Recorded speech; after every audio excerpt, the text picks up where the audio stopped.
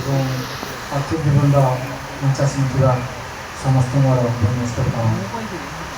अरे कौन होनी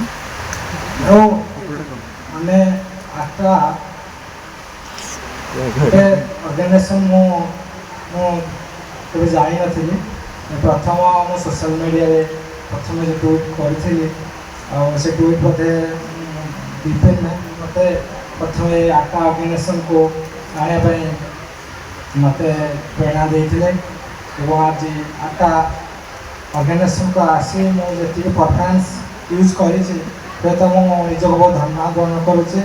ବିପିନ ଭାଇ ମୋର ଏତେ ପ୍ରେରଣା ଯୋଗାଇଥିବାରୁ ମୋ ତରଫରୁ ତାଙ୍କୁ ମୋର ବହୁତ ଆଦ୍ୟ ଶୁଭକାମନା ଏବଂ ମୋର ସେ ଗୁରୁ ହିସାବରେ ମୁଁ ବି ତାଙ୍କୁ ମାନିଛି। ଆଉ ଟ୍ୱିଟର ଗୋଟେ ଏମିତି ପ୍ଲାଟଫର୍ମ ଯେଉଁଟାକି ମୁଁ କେବେ ବି ସାମ୍ନା କରିନଥିଲି। ମୋର ଗୋଟେ ସାଙ୍ଗ ସେ ସୋସିଆଲ ମିଡ଼ିଆରେ ଏମିତି ଟ୍ୱିଟ୍ କର ମୋତେ ଦିନେ କହିଲା ବିନୟ ତମେ ଗୋଟେ ଟ୍ୱିଟର ଆକାଉଣ୍ଟ ଖୋଲ ଆଉ ଲୋକମାନଙ୍କ ସମସ୍ୟା ବିଷୟରେ ଆଉ ଗୋଟେ ଆକାଉଣ୍ଟ ଅଛି ତମେ ସେଟା କ୍ରିଏଟ୍ କର। ଆଉ ସେ ଆକାଉଣ୍ଟ ଭିତରେ ମୁଁ ଖୋଲିଥିଲି ସେ ଆକାଉଣ୍ଟଟା ମୋର 3 ଥର ବ୍ଲକ୍ ବି ହେଇଯାଇଥିଲା। ସେ ଆଉ ଥରେ ଖୋଲିକି ଆକାଉଣ୍ଟ 24 ଘଣ୍ଟା ପରେ ଫେର୍ ବ୍ଲକ୍ ବି ହେଇଥିଲା। ଆଉ ତାପରେ ମୁଁ ବାରମ୍ବାର ତାକୁ ପାସୱାର୍ଡ଼ କ୍ରିଏଟ୍ କରି ଖୋଲିଥିଲି। ଆଉ ପ୍ରଥମ ଇସ୍ୟୁ ଥିଲା ଯାଜପୁର ଡିଷ୍ଟ୍ରିକ୍ଟର କୋରେଇ ବ୍ଲକରେ ଗୋଟେ ଇସ୍ୟୁ ଥିଲା। ଆଉ ସେ ମୋତେ ଇନଫର୍ମେସନ୍ କରିଥିଲେ ସେଟା ଭତ୍ତା 80% ଦିବ୍ୟାଙ୍ଗ ଥିଲା। ଆଉ ସେଟା ସେ ଭତ୍ତାଟି ମୁଁ ତାଙ୍କୁ ସପ୍ତାହ ଭିତରେ ତାଙ୍କୁ ଭତ୍ତା ସାଇକେଲ ମିଳିଗଲା। ଆଉ ମାସେ ପରେ ମୋତେ କଲେକ୍ଟର ତରଫରୁ ଗୋଟେ ଚିଠି ମେନସନ୍ ହେଇଥିଲା। ଆଉ ଚିଠିଟା ହେଇଥିଲା ମୁଁ ତାଙ୍କ ଘରକୁ କହିଲି ଯେ ମୋତେ ଚିଠି ମେନସନ୍ ହେଇଛି ତମ ପୁଅକୁ ମିଳିଛି ତ? ସେ କହିଲେ ହଁ ହଁ ଠିକ୍ ଅଛି ମୋ ଆମ ପୁଅଙ୍କୁ ଭତ୍ତା ସାଇକେଲ ମିଳିଗଲା। ସେ କହିଲେ ଚିଠି ତମକୁ କେମିତି ପାଇଲ? ସେ କହିଲେ କ'ଣ ପୋଷ୍ଟାଲ ଯାଇଥିଲେ କି? କିନ୍ତୁ ମୁଁ ତମକୁ କହିଲି ପୋଷ୍ଟାଲରେ ମୋ ପାଖକୁ ସେମିତି କିଛି ଚିଠି ଆସିନି ଆଉ ମୋତେ ମେନସନ୍ ହେଇଥିଲା ଚିଠିଟି। ତାପରେ ମୋ ଏଇ ଦେଖିକି ମୋ ମନରେ ଗୋଟେ ବହୁତ ବଡ଼ ମନରେ ଦୃଢ଼ ବିଶ୍ୱାସ ହେଲା ଯେ ନାଇଁ ଲୋକଙ୍କର କୌଣସି ଅଫିସ୍ କିମ୍ବା କୌଣସି ସରକାରୀ କାର୍ଯ୍ୟାଳୟ କି କୌଣସି ଅଫିସ୍ ଦୌଡ଼ାଦୌଡ଼ି ପଡ଼ିବନି।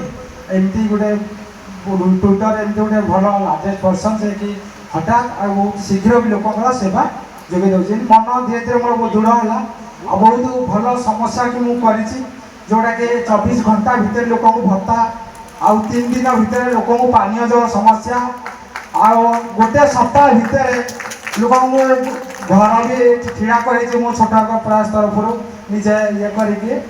ଆଉ ସବୁଠୁ ବ୍ଲଡ଼ ଡୋନେସନ୍ ଆଉ କିଟ୍ କଲେଜରେ ଜଣେ କ୍ୟାନ୍ସର ପେସେଣ୍ଟ ଥିଲେ ଯେ କି ବ୍ଲଡ଼ ତାଙ୍କୁ ଗୋଟେ 15 ଦିନ ହେଲା ତାଙ୍କର ଗୋଟେ ବ୍ଲଡ଼ ହେଇପାରୁନଥିଲା। ମୋ ନମ୍ବର ତାଙ୍କ ସ୍ତ୍ରୀ କେମିତି ପାଇଲେ ତାଙ୍କ ସ୍ତ୍ରୀ ମୋତେ ଇନଫର୍ମ କଲେ ଆଉ ଓଡ଼ିଶା ମୋ ପରିବାର ତରଫରୁ 24 ଘଣ୍ଟା ଭିତରେ 2ଟା ବ୍ଲଡ଼ ତାଙ୍କୁ ମିଳିଯାଇଥିଲା।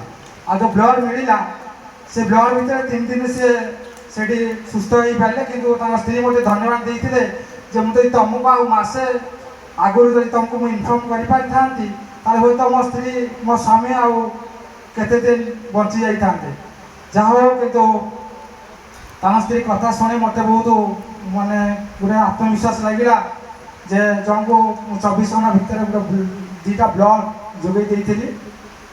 ଆଉ ଏଠି ଆମର ହିନ୍ଦଳ ବିସି ଯେ କି ଲକ୍ଷ୍ମୀଧର ନାୟକ ସତ୍ୟବ୍ରତ ନାୟକ ଏଠି ଅଛନ୍ତି। ତାଙ୍କ ଜେଜେଙ୍କର 6 ମାସ ହେଲାଣି ଭତ୍ତା ଦେଉନଥିଲେ। ମାନେ ବ୍ଲକ ଦୌଡ଼ି ଦୌଡ଼ି ସେ କହିଲେ ତୁମର ଆକାଉଣ୍ଟ ଭୁଲ ହେଇଛି ଆଉ ଭତ୍ତା ହେବନି। ତେଣୁ ମୁଁ କହିଲି ଆକାଉଣ୍ଟ ଭୁଲ ହେଇଗଲା କେମିତି ଆଉ ଭତ୍ତା ସେମିତି କେମିତି ହେବନି? ମୁଁ କହିଲି ଦେଖିବା ସେଇଟା ଟ୍ୱିଟ୍ କଲେ କ'ଣ ହେବ ଦେଖିବା। ତ ମୁଁ କ'ଣ କଲି ଢେଙ୍କାନାଳ କଲେକ୍ଟରକୁ ନିଜେ ତାଙ୍କୁ ଇନଫର୍ମେସନ୍ କଲି ନିଜେ ମୋ ତରଫରୁ ତାଙ୍କୁ କହିଲି ବିଏସ୍ଓ ସାଙ୍ଗରେ କଥା ହେଇଲି। ତାପରେ ମୁଁ ଟ୍ୱିଟ୍ କଲି ରବିବାର ଦିନ ଶ୍ରୀ ରାମନବମୀ ପଡ଼ିଥିଲା। ରବିବାର ଦିନ ଭତ୍ତା ଦେଇ ସେମାନେ ଫଟୋ ପଠେଇଲେ ମୋତେ ନା ଆମେ ଭତ୍ତା ଦେଇଦେଲୁ। ମାନେ